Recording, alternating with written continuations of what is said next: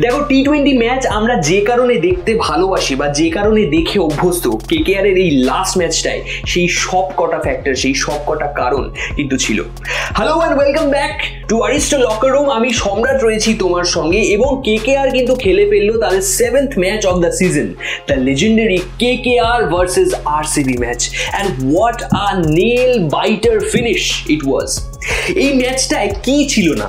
তুমি যা যা চাও সব কিছু ছিল, everything was on the menu.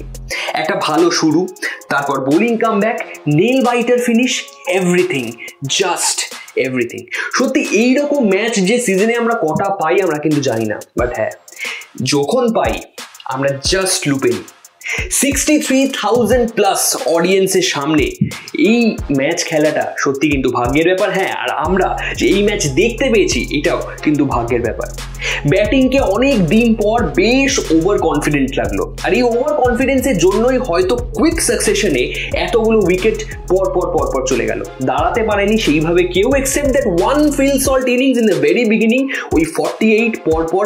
তাও আমি যদি ভালো করে অ্যানালিসিস করি দেখা যাবে যে এই একটা over which was of 28 runs, ওই ওভারটাই কিন্তু ডিফারেন্স করে দিয়েছিল। কিন্তু তারপর অ্যাজ সাচ ব্যাটিং পারফরমেন্সে সেরকম কোনো নাম আমার নেওয়ার নেই। তবে বোলিংয়ে হর্ষিত রানা, বরুণ চক্রবর্তী, সুনীল নারায়ণরা কিন্তু অনেক বেশি কম্পোজড আগের থেকে। কেকেআর যখনই কোনো ম্যাজিক চেয়েছে, যখনই বাঁচতে চেয়েছে, ঠিক সেই ম্যাজিকটা কিন্তু ডেলিভার করেছে রাসেল। এই ম্যাচেও তার ডিফারেন্স হয়নি। তিনটে উইকেট কুইক সাকসেশনে এবং খুবই হার্ড সময়, যখন ব্যাটসম্যানরা টপ গিয়ারে খেলছে সেই সময় সে উইকেটগুলো নিয়েছেন। অফকোর্স অনেক বেশি অ্যাডভান্টেজ কিন্তু কেকেআরকে রাসেল দিয়ে গেছে, কিন্তু গলায় কাটা এখনো মিচ স্টার্ক। 17, 18 এবং 19 এই তিনটে ওভারের দুর্দান্ত বোলিং পারফরমেন্সকে জাস্ট ধুয়ে মুছে সাফ করে দিল মিচ স্টার্কের ওই লাস্ট ওভারটা। স্লগ ওভারে এসে মার খাওয়া, স্লগ ওভারই বা কেন বলছি, প্রথম থেকে শেষ মার খাওয়া কিন্তু একবারও বন্ধ করেনি মিচেল স্টার্ক। যখনই ব্যাটসম্যানদের সামনে সে গেছে, it may be Will Jacks, it may be Cameron Green, সবাই তাকে ধুয়ে দিয়েছে। 3-6 লাস্ট ওভারে, তাও আবার এমন একজন ব্যাটসম্যানের থেকে যে 8 নম্বরে ব্যাটিং করতে আসে।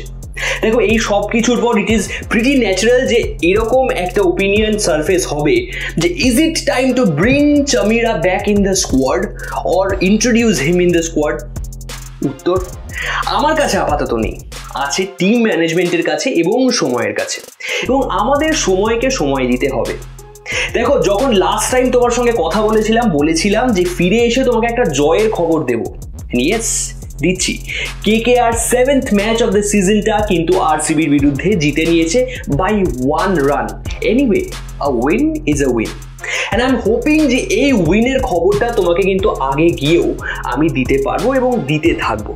Until then, take care. This is Aristo Locker Room. আমি সম্রাট তোমার সঙ্গে, and do check out Aristo, India's premium wardrobe and kitchen. Visit aristo-india.com.